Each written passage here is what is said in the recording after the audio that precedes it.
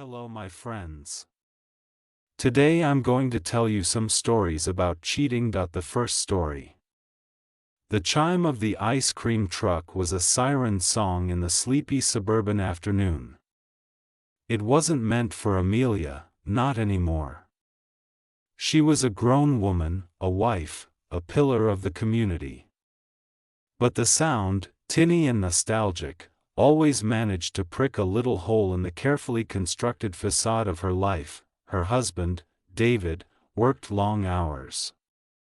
He was a good man, dependable, driven. He provided a comfortable life, a beautiful home, and unwavering stability.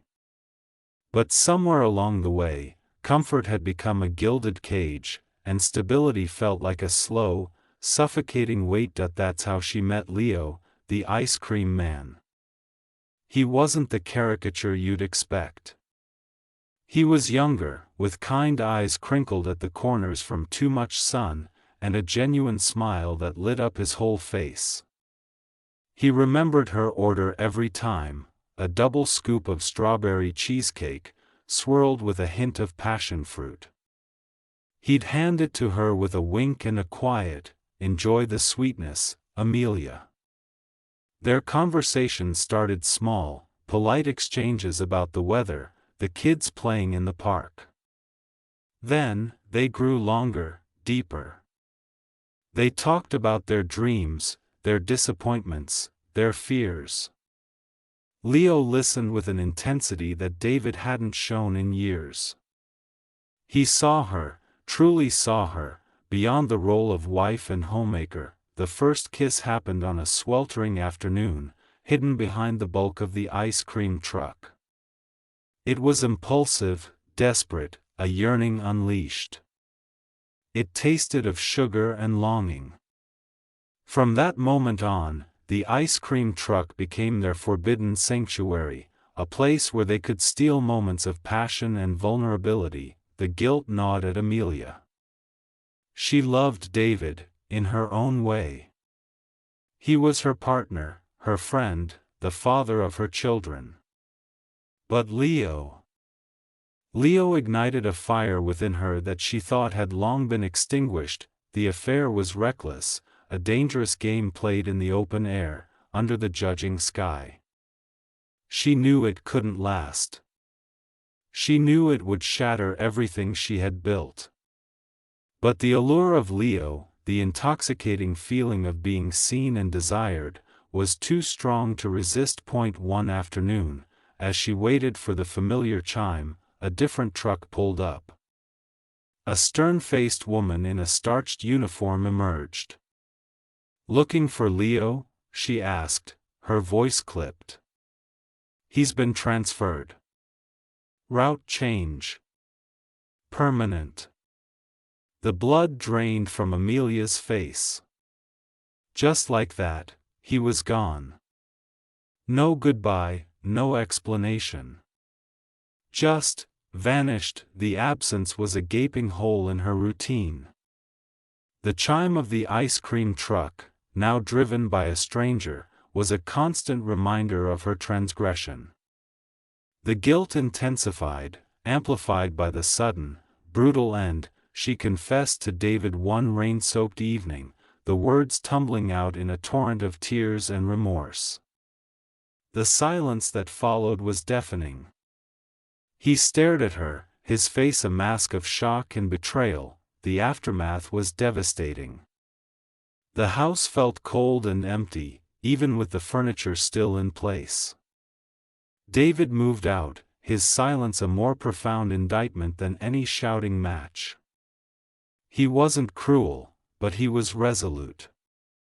The trust was broken, irreparable. Amelia was left to pick up the pieces of her shattered life. She was alone, consumed by guilt and regret. She had traded comfort for chaos, and lost everything in the process. Months later, she stood in line at a local ice cream parlor, a small, unassuming place tucked away on a quiet street. She ordered a double scoop of strawberry cheesecake with passion fruit. As the server handed it to her, she noticed a familiar crinkle around his eyes. It wasn't Leo, but the server, a young man with a similar, genuine smile, said, "Enjoy the sweetness, ma'am." Amelia closed her eyes, a single tear tracing a path down her cheek. Perhaps, she thought, even after the storm, a little bit of sweetness could still be found. But the taste of it would forever be tinged with the bitter memory of her mistake, the ice cream man, and the love that melted away too quickly. The second story. The scent of butter and sugar hung heavy in the air, a cloying sweetness that usually brought a smile to Clara's face. Tonight, it tasted like ash. She gripped the worn wooden bench, the splinter digging into her palm a welcome distraction from the churning in her stomach. The Ferris wheel spun lazily against the twilight sky, a kaleidoscope of light and laughter that felt a million miles away. Clara had always loved the county fair. The jostle of the crowd, the games of chance, the sticky sweet cotton candy, it was a nostalgic escape, a reminder of simpler times. For years, she and Mark had made it their annual tradition. They'd win a goldfish, which always died within a week, eat deep-fried Oreos until they felt sick, and hold hands on the rickety rides, but Mark wasn't here tonight. He was at home, probably reading, oblivious. Oblivious to the secret that ate at Clara, a secret as greasy and irresistible as the popcorn that clung to her fingers. It had started innocently enough. She'd been running errands, a rare afternoon to herself while Mark was at work. The fair was setting up, the air already thrumming with anticipation. She'd stopped for a bag of popcorn, drawn in by the aroma and the friendly smile of the vendor. His name was Daniel. He was younger than her, with kind eyes and a laugh that crinkled the corners of his face.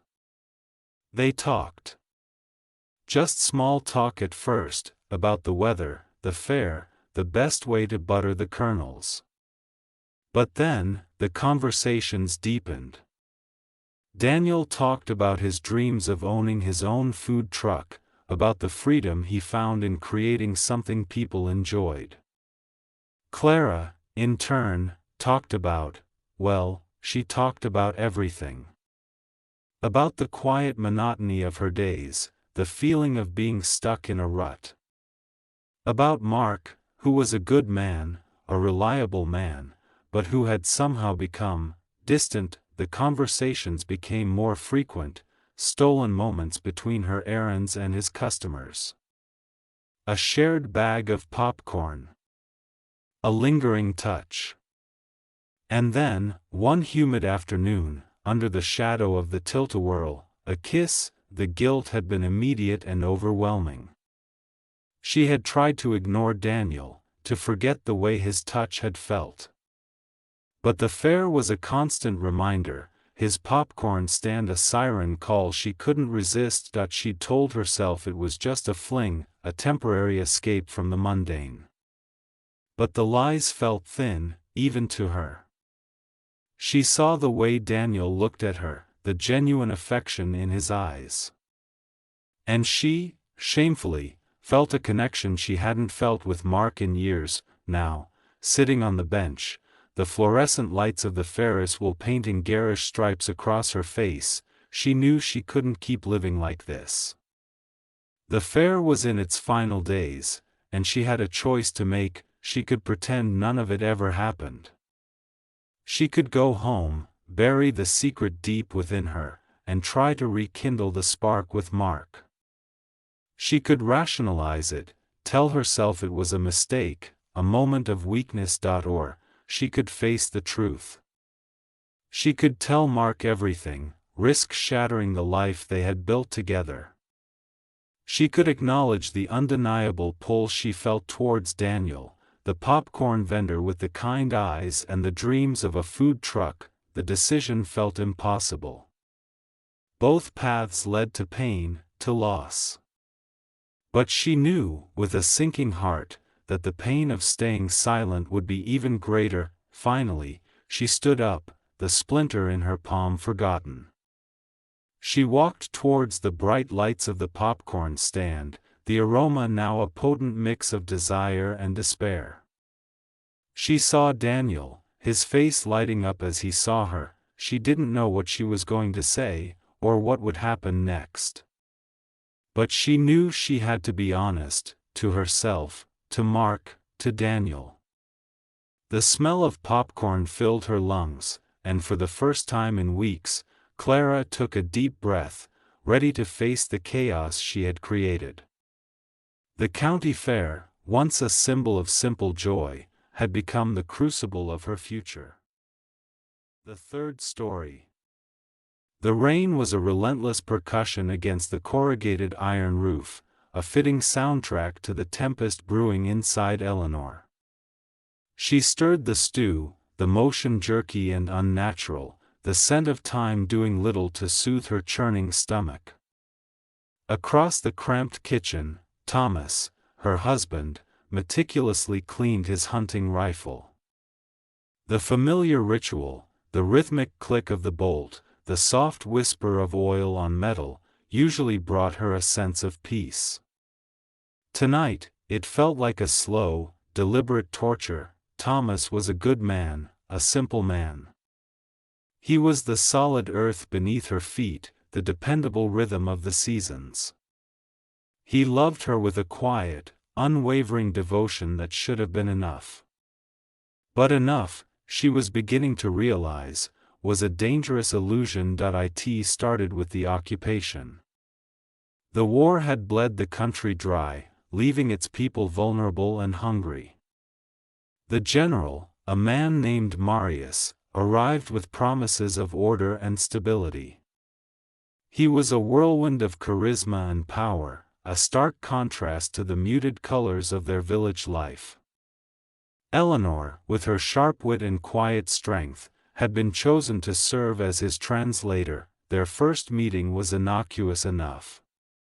Marius had piercing blue eyes that seemed to see right through her, and a smile that could charm the birds from the trees. He spoke elegantly, his words weaving tapestries of hope and reconstruction. Eleanor, hardened by years of hardship, found herself inexplicably drawn to his energy, his ambition. The translation sessions became longer, more intimate. They discussed politics, philosophy, and the long-forgotten dreams they both held. He saw in her a fire that Thomas, in his gentle way, had never ignited. He flattered her intellect, praised her spirit, and made her feel, for the first time in years, truly seen. The affair had been a gradual descent, a slippery slope paved with longing and opportunity. A stolen touch, a lingering glance, a whispered word in the dead of night. It culminated in a night of desperation, fueled by wine and the oppressive weight of the war. The general, in that moment, was not a conqueror, but a man as vulnerable and desperate as she was. Now, the weight of her betrayal pressed down on her, suffocating her with guilt. She glanced at Thomas, his brow furrowed in concentration as he polished the stock of his rifle. He was so good, so honest. He deserved better than this. Thomas, she began, her voice barely a whisper. He looked up, his kind eyes meeting hers. Yes, love? The words caught in her throat. How could she shatter his world, confess to the unforgivable? Nothing, she mumbled, turning back to the stew. Just thinking about the weather. He chuckled. You're always thinking about the weather, Eleanor. Always thinking about it. He returned to his rifle, the rhythmic clicking resuming. That night, she lay beside Thomas in their narrow bed, the rain still hammering against the roof. His arm was draped protectively across her, his breathing deep and even. She stared at the ceiling, the darkness a canvas for her torment. the general was leaving tomorrow. He was being reassigned to the front lines. He had promised her nothing, offered no grand plans for escape. He had simply taken what he wanted, and now he was moving on. A wave of nausea washed over her. She had traded loyalty for a fleeting illusion, a moment of passion that had left her hollow and consumed by shame. As the first rays of dawn crept through the cracks in the shutters, Eleanor made a decision. She would live with the guilt. She would dedicate herself to Thomas, to mending the unseen cracks in their relationship. She would learn to love him again, not with the fiery passion she had felt for the general, but with a quiet, enduring devotion. But as she watched the general's motorcade rumble down the dusty village road that morning, she knew a part of her would always remain with him, lost in the ruins of her own making. And the rain, which had finally subsided, left a lingering chill in the air, a cold reminder of the secret she would carry to her grave. The fourth story.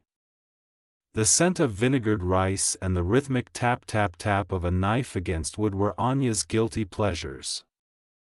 They filled her senses, a forbidden symphony that drowned out the sterile hum of her meticulously curated life with Mark. Mark, the architect, with his precise angles and predictable routine.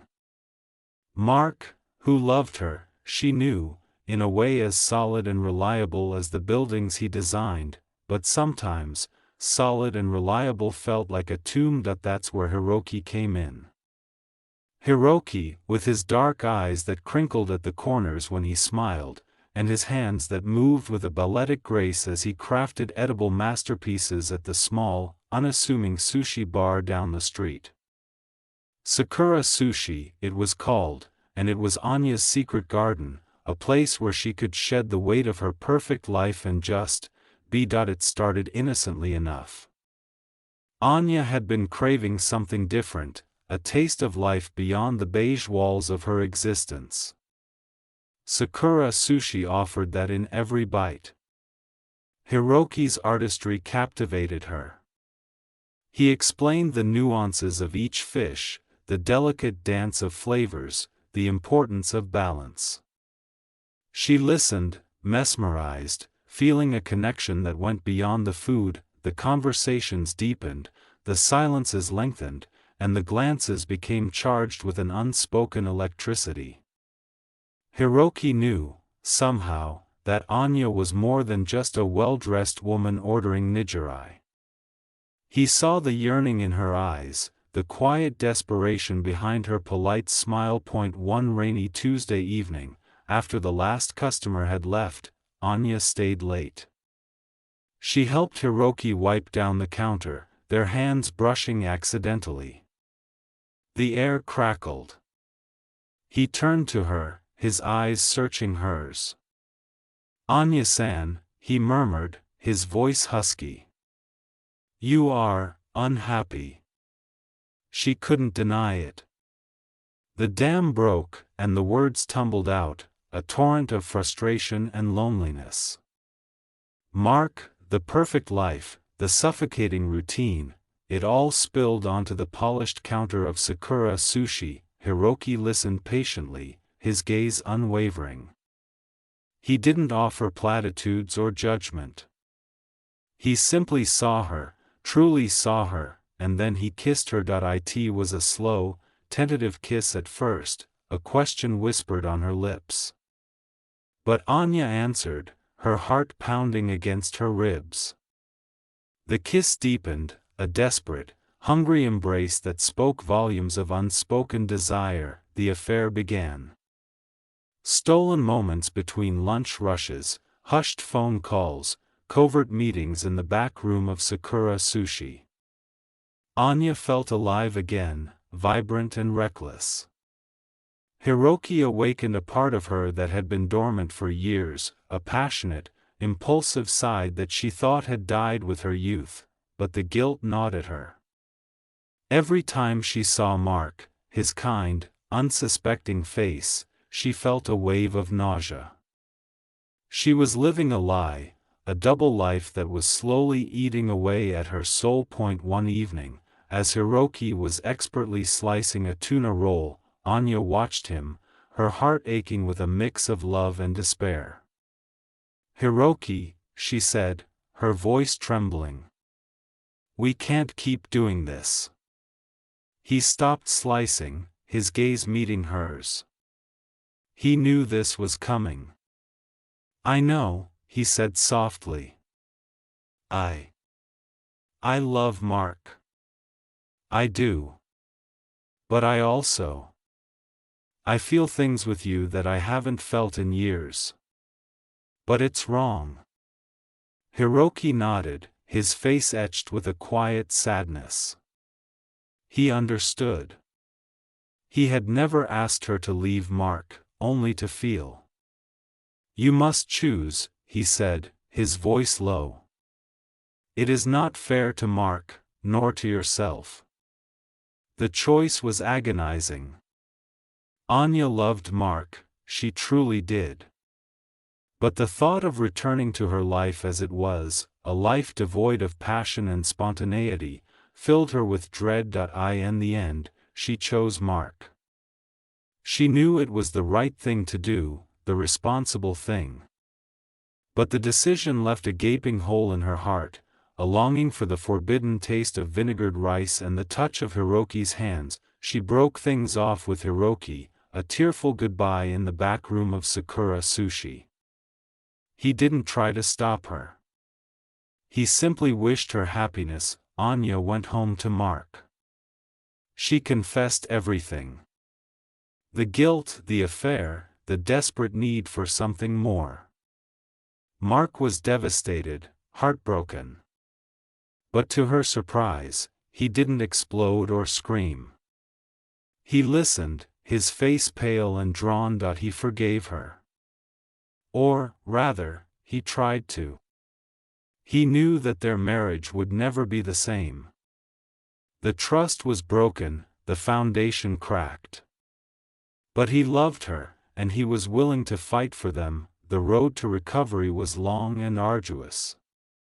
There were tears, arguments, and painful silences. But slowly, painstakingly, they began to rebuild. Mark, with his unwavering patience and quiet strength, and Anya, with her newfound honesty and willingness to change. Anya never went back to Sakura Sushi. The scent of vinegared rice would forever be tainted with the bittersweet memory of Hiroki. But as she looked at Mark, his face lined with the weariness of their journey, she knew she had made the right choice. She may have lost the vibrant spark of passion, but she had gained something more valuable, a second chance at a real, honest love, built not on fleeting desire, but on a foundation of forgiveness and understanding. And sometimes, that was enough. Maybe even more than enough.